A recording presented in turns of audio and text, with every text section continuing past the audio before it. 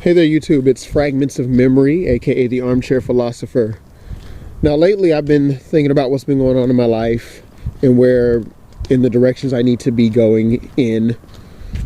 And I've been looking at these videos by one YouTuber by the name of Sergeant Willie P.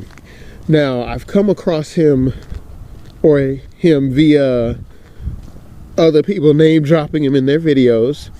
And one of the things that I do notice is Sergeant Willie P absolutely has a lot of things in his vids that are just on point. Now, he talks about how to counteract white supremacy, or some of the effects of white supremacy, black people need to pull their economic resources together and create some structures so that black people can pass these structures on, and then the next generation can build, and the next generation can build, and we're not under this seemingly generational curse, for lack of a better term to use, in us maneuvering in the world. And I agree with him that we do need to get our things together. We do need to pull the resources together. I think where I disagree with him, and respectfully of course, is the religious aspect. I think that there are those people that do need their spirituality. There are those that do have faith in the Creator, in the Most High. Now, this doesn't necessarily mean that you throw out the baby with the bathwater, i.e., I don't think that someone being religious makes them unfit to be practical, because I met many religious people and many people that are spiritual, both in the conscious community and in Christianity and in Islam, that also think practically. So I haven't encountered one person I have encountered those, let me amend my statement. I have encountered those that go, oh yes, just lean on Jesus and everything will be all right. And obviously, yes, I think prayer is good. I think prayer is beneficial. I think prayer is necessary. But even the Bible tells people faith without works is dead. So yes, the Bible even says if a man doesn't work, he doesn't eat. So I can respectfully disagree that Christianity only teaches a pie in the sky theology, and it's true for Islam. There are many teachings in the religion of Islam that talk about how man was made into toil and struggle. There are many passages in the Quran and in various hadith that tell people, tie your camel and then you trust in God. So, and it was relating, in that particular quote, it was relating to a group of men. They're out in the desert, and one man says, hey, I'll leave my camel untied, but I'll trust it to God. And of course, Muhammad, peace be upon him, the prophet of Islam, he says, no. First you tie your camel and then you trust in God. So I lean on the side that yes, God exists, God is real, but I also accept the fact that we as people still have a responsibility. Even those rich white people have some type of religious sentiment at the most. Or the well-off Jewish person, or the well-off Asian, Pakistani, Bengali, Indian, whatever culture you want to name, they at least may recognize the Creator or recognize some concept of deity, but they still get their economic business done.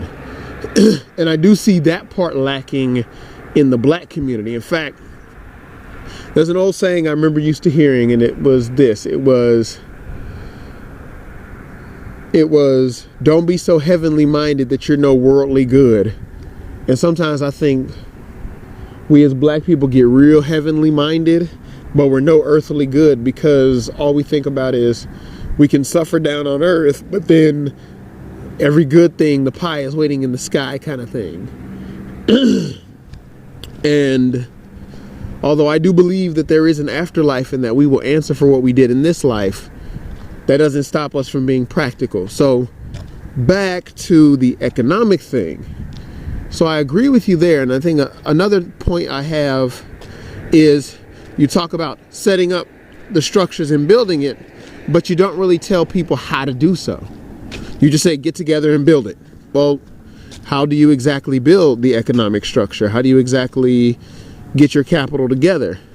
Because I myself personally am not one of those upper echelon college degree individuals who have it all together. I'm a guy basically who tried to, graduate high school, tried the college thing, it didn't work out. So now I'm basically struggling with 2 jobs, and I'm just trying to pay my rent and pay my bills. So what would you say to a brother like myself? Because I know you're an educated brother, and I know you're up there in those upper echelons, or at least you're striving to be, based on your conversation. I would say, what would you recommend to a brother like myself working 2 jobs, trying to do the best he can?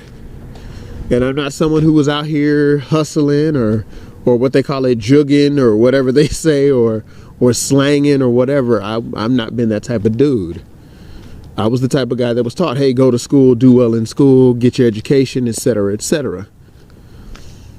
But that didn't work out for me. So now I'm just trying to work 2 jobs to survive. And of course, these are 2 food service jobs I work. So basically, I'm not making minimum wage, but I'm making just a little bit over it. And it's kicking my butt. But what would you suggest?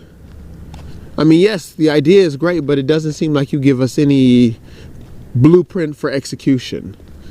And I guess that's where my concerns are with your argument. Not necessarily that we need to do it. Like, you emphasize that and you hit home with it perfectly. Yes, we need to do this, but you don't really give us a how. You just give us a what. What we need to do as black men. And then I would go to, what does a black man do when maybe he didn't see that in his community, or he was brought up in a matriarchy? Can he just pull manhood from a vacuum or from the ether and then suddenly be endued with masculine leadership qualities? Or does he have to carve and cut his path, sort of deep, go on a journey, go on a quest, and then jump in the sea and pull the treasure out from the whale's mouth or whatever? And maybe that's a really bad analogy, but I hope you get my drift there. But that's sort of what's on my mind right now, is just, you've given us the what needs to be done. I just see you haven't really given us a how, as I've watched a myriad of your videos, which, again, on point and much respect, and you are definitely a breath of fresh air when it comes to black people. I think when it comes to the state of black people in America. That's all I really wanted to say. So whoever has any feedback on the subject, please let me know. Peace.